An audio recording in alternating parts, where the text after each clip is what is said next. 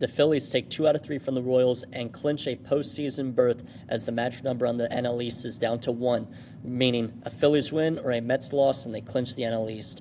I'm Coy Camiscioli for Phillies Sports Talk here. Big series win for the Phillies as they are closing on the NL East title. The Mets, an implosion has just happened the last couple months of the season so far. It has been bad. But we'll talk about this series for you guys. I'll give a quick standings update first because that's the thing that matters most. Phillies sit at 89-61 heading into their next series with a 12-game division lead. They're going to win the division. If they don't, I don't know what I'd do. I'd do some crazy things to bet that this is going to it's not going to happen, guys. The division's set in stone. Also, big time, they're still within the race for the number 1 seed in the NL as they're just 2 games back of the Brewers. Brewers sit at 91-59. Again, the Phillies are 89-61. They also have a 5-game lead on the Dodgers, or 5.5 game lead on the Dodgers right now. 4.5 game lead on the Dodgers. As they said, 84-65. I think I had that math right.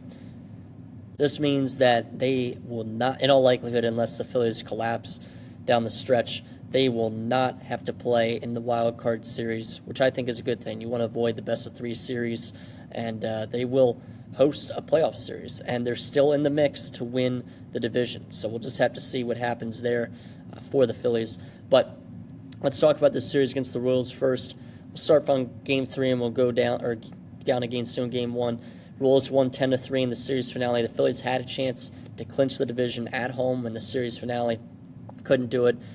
Kyle Schwarber and J.T. Realmuto both hit solo homers in the first to make it 2-0, and it really looked like the Phillies were going to win the division in this game as they got off to a pretty hot start. But Jack Caglione hit a 2-run shot in the 5th to tie the game for the Royals, and they kind of didn't look back. Bobby Witt, he led off the 6th with a triple. Then Vinny Pasquantino drove him in, and then Salvador Perez added on with a 3-run shot, making it 6-2 before Nola could record an out in that inning. So Salvador Perez ended up bringing in a couple more runs off a single later on, and that was really about it from there. The Phillies just, Perez thought he had a solo homer in the 8th, but again, the game was already over at then, and Royals added a couple more runs onto it. 10-3 win for them. Phillies had just 5 hits in this game. 2 of them were Realmuto's, and obviously 2 of them came in the first inning between JT and Schwarber's homers. Aaron Nola, he was doing really well until that 6th inning. His final stat line, 6 innings pitched, 6 runs, off 6 hits and 1 walk. He gave up 2 home runs, struck out 5. It was just that last inning that he really imploded. But for the most part, he pitched well, and that's a good sign because he's obviously coming off the big win against the Mets in their past series. So maybe he's starting to catch a little momentum, but we'll have to see.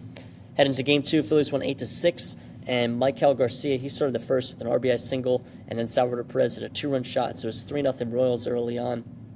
Brandon Marsh responded with a 2-run double, making it 3-2 in the first, and then the Phillies had the bases loaded in the 3rd with nobody out, and J.T. Realmuto to a sac fly, but that was it. So the Phillies failed to capitalize there.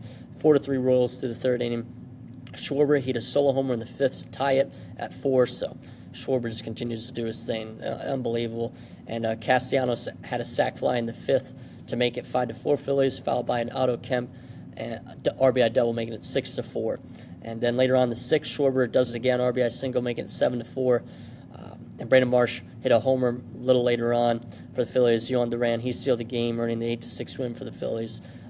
Taijuan Walker, 5 innings pitched, 4 runs, 7 hits, 1 walk, 3 Ks, 2 homers. He does get the win in this game, but obviously on his best start, home runs continue to kind of haunt him a little bit. Tanner Banks threw a scoreless inning, but David Robertson and Matt Strahm both gave up a run. David Robertson's been a little iffy recently after the hot start, so hopefully he can get back into his groove.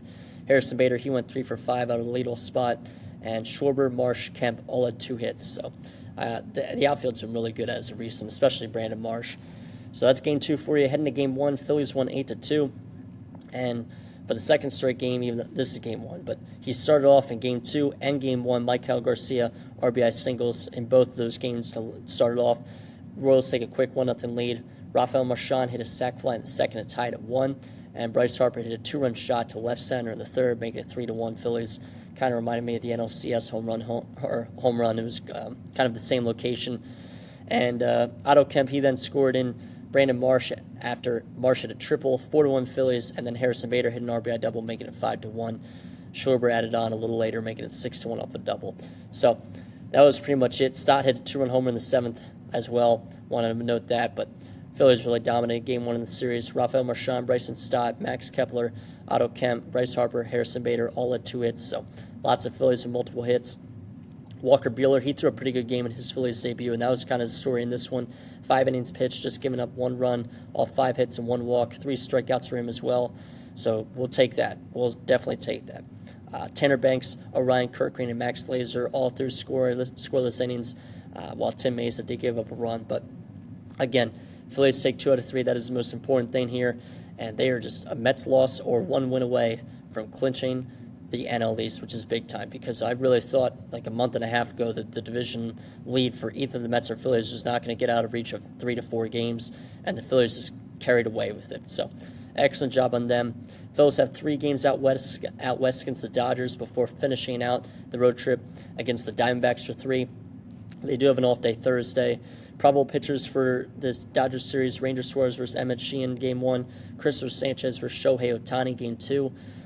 Jesus Luzardo versus Blake Snell, Game 3. So this is a big one because, again, the Dodgers do lead the NL West, and they're only 2.5 games up on the Padres, which will be interesting down the stretch, but Phillies have a chance to really clinch not having to play in that wild card round. So a great job by the Phillies, again, taking 2 out of 3 from the Royals, and I'll be back to recap the Dodgers series in a couple days.